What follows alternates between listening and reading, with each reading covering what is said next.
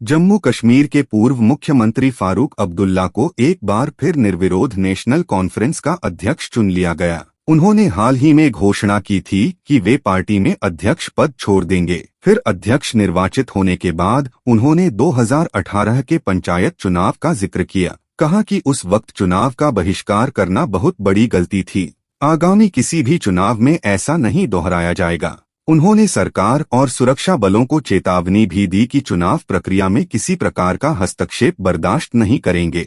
National conference के फिर अध्यक्ष बने फारूक अब्दुल्ला ने सरकार और सुरक्षा बलों को किसी भी चुनाव प्रक्रिया में हस्तक्षेप नहीं करने की भी चेतावनी दी। उन्होंने धमकी दी कि अगर इस तरह की बात सामने आती है तो वे धरना प्रदर्शन करेंगे। पार्टी के एक सत्र को संबोधित करते हुए उन्होंने कहा, मैं पार्टी को बताना चाहता हूं कि पंचायत चुनाव 2018 का बहिष्कार करना एक बहुत बड़ी गलती थी। यह याद रखें, हम आगामी किसी भी चुनाव का बहिष्कार नहीं करेंगे। इसके बजाय हम चुनाव लड़ेंगे और जीतेंगे। 18 नवंबर को फारूक ने कहा था कि वह युवा पीढ़ी को पार्टी की कमान सौंपने के लिए दिसंबर में पद छोड़ देंगे। इस कदम को उनकी पार्टी ने अचानक घोषणा करार दिया था। फारूक ने कहा था कि वह अलग हटना चाहते थे, लेकिन उन्हें पद पर बने रहने के लिए राजी किया गया क्योंकि मौजूदा दौर कठिन है। अपने बेटे उमर अब्दुल्ला की इस घोषणा का जिक्र करते हुए कि वह तब तक चुनाव नहीं लड़ेंगे जब तक कि जम्मू कश्मीर केंद्र शासित प्रदेश बना रहेगा, फारूक ने कहा कि उमर को चुनाव लड़ना चाहिए। उन्होंने कहा, अगर हमें उनसे लड़ना है